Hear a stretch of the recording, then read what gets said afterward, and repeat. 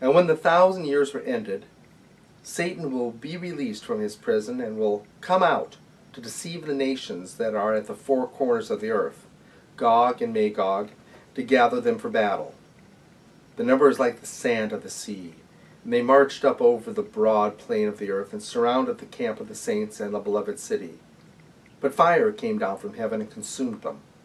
And the devil who had deceived them was thrown into the lake of fire and sulfur, where the beast and the false prophet were. And they will be tormented day and night forever and ever. Viewed as a historical statement, this portion of the vision is quite troubling. Why? After such a time of bliss, after the accomplishments of overcoming the world, the Antichrist, after struggling to maintain the faith and gaining the reward of life with God, why should God then let Satan free to create such seeming hopelessness and despair, and allow it to affect the people of God? Why, after all this victory, allow Satan free at all? Theological rationalizations are presented that say that this is in order to finally defeat Satan in a culminating battle. But why wait? Why not have accomplished this prior to the millennial peace? In addition to this rationalization, many other explanations are put forth. However, the best of these remain attached to what we will observe now in the inner life of the seeker. What is now encountered is not some transitory enemy of God, but the ultimate enemy of life, death. Satan is not cast into the lake of fire with the Antichrist and the false prophet, for his power is not deception at this point. He is present now in his essential form, as death. As long as we are still alive in this deteriorating body and waning creation, the image of the devil remains part of us. Death is still an integral part of our existence. What we can understand from this is death is imprinted upon us and carried in our bodies. Whatever the argument about the exact meaning of original sin might be, the result is a permanent imprint of death upon the body. This imprint is what we have been referring to as the imago diabolos, the image of the devil within. This speaks to the theological assertion that we are in need of a new glorified body. Likewise, it makes comprehensible why even the great saints still must experience death. A childlike question often avoided by sophisticated theologians is, why does God still let Christians die? We are trained that we died in baptism, and that we're united with God in becoming a Christian. So why all this other process, and why is death still here? The answer is now before us. God is overcoming death by the process we have been describing throughout this vision. God does not just stop death because it is an integral imprint upon our souls, bodies, and upon this creation. What can further be understood practically is that the removal of death is the most difficult task before any person, one that the soul requires a great deal of preparation to perform. Now, with the internal knowledge of union with God and the experience of the assurance that dying will not extinguish life.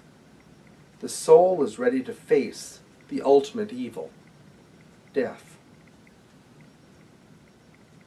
We read, Satan will be released from his prison and will come out to deceive the nations that are at the four corners of the earth. What is then described is the feeling the individual has as they face death. It is as if the complete atheistic, secular world descends upon the soul. It is a pious fantasy that if one sees God, that all will be well from that point on. The practical reality is set forth once again by St. Teresa of Avila as she describes spiritual marriage in the seventh mansion of her interior castle. When our Lord brings the soul into the state of marriage, which is the center of the soul itself, for they say that the empyrean heaven, where our Lord is, does not move like the other heavens. It seems, on entering, to be subject to none of the usual movements of the faculties and imagination, which injure it and take away its peace. It may seem to be giving the impression that when the soul reaches this state in which God grants it this favor, it is sure of its salvation and free from the risks of backsliding. But that is not my meaning. It must not be thought that the faculties and senses and passions are always in this state of peace, though the soul itself is. The devil's experience of separation from God is now brought forth, ushered in with the further activation of the imago diabolus, bringing pain to the soul. Unfortunately, this pain is universal, even though it is an experience all would rather avoid. It is the pain of the dying, not the physical pain, but the inner pain. When the archetype of death takes hold, as it does at this point, life is experienced as futility.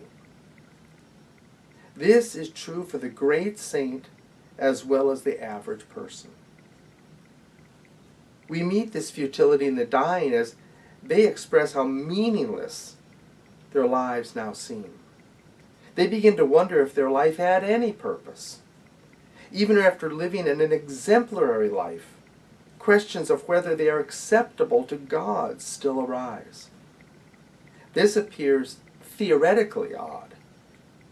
Having the ongoing experience of the millennium and the marriage of the Lamb established deep within, but practically it still occurs. It is the experience of Job. Like the individual who has attained the blessings and bliss of spiritual marriage, so too Job lived a blessed life. He was a man pleasing to God who had a wonderful life.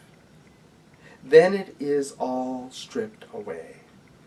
But underneath it all, Job knew that he had to hold firm to his knowledge and seemingly unrealistic and seemingly unreasonable as well trust of God.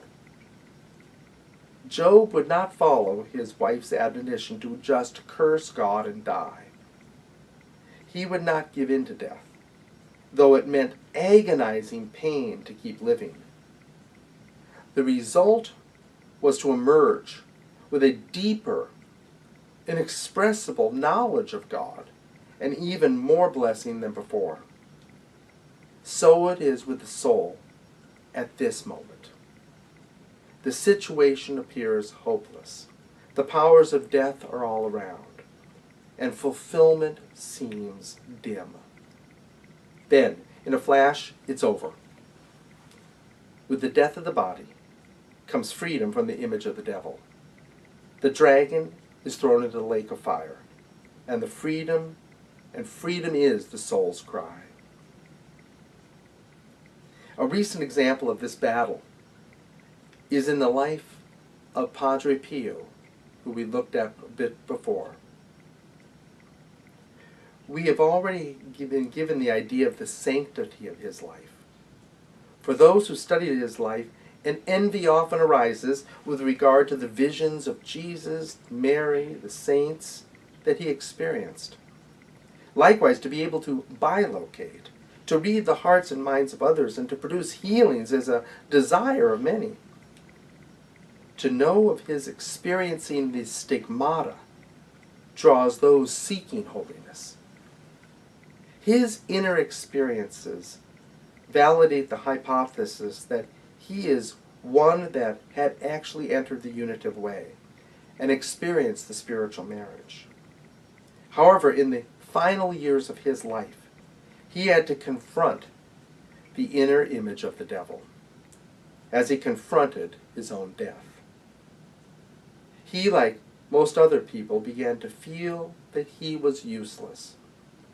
One biographer relates that he had to be assisted in dressing, bathing, and even, much to his great humiliation, in the most intimate necessities of life. "I am reduced to a state of helplessness," he lamented. "May the Lord call me now, because I am no longer permitted to be of any use to my brethren." Life grew more Job-like for Padre Pio. His biographer goes on to say, "During the last 3 years he gradually withdrew from life. He never laughed or joked. He no longer came down to the refectory for dinner or joined his colleagues for recreation. He could no longer read. When not going about his sacred ministry, he simply sat by himself praying the rosary in silence." Father Joseph Pius, who was with him a great deal during these last 3 years, felt that the old man was gradually withdrawing from everything he loved in anticipation of death. Although he still felt unworthy and unsure of his salvation, Padre Pio was glad at the approach of death. He frequently told his superior, Padre Carmelo, "Give me the obedience to die." To the external world, Padre Pio was still an object of affection and admiration. On the 50th anniversary of his receiving the stigmata, someone wished him another 50 years, to which he retorted, "What harm have I ever done to you?" This is the experience of the battle with death, the final contending with the image of the devil. Like Padre Pio and others, we have an innate sense that is made manifest at this point, that the only way to life is through death. So many people spend so much energy avoiding and denying death. The message of the cross, as the message of so much of life, is that we must face these enemies if we are to truly live. Dante had to face Dis without turning back, but taking firm hold of him, he climbed down Dis to find the path to life. Peter attempted to turn Christ back from the cross, a cross and tomb that Jesus had to enter and pass through to gain the glorified life. Each of the martyrs knew that to turn back from death was to truly lose essential life. So ultimately, each of us must face this enemy. And knowing it to be a Job-like experience, endure it, holding fast to the knowledge and experience of the spiritual marriage. Then, like Padre Pio, we can confidently say, "I belong more to the other world than this one. Pray our Lord that I might die." With that death comes victory. In the life of the Church, both East and West, the death of a Christian is known as their birthday or their day of resurrection.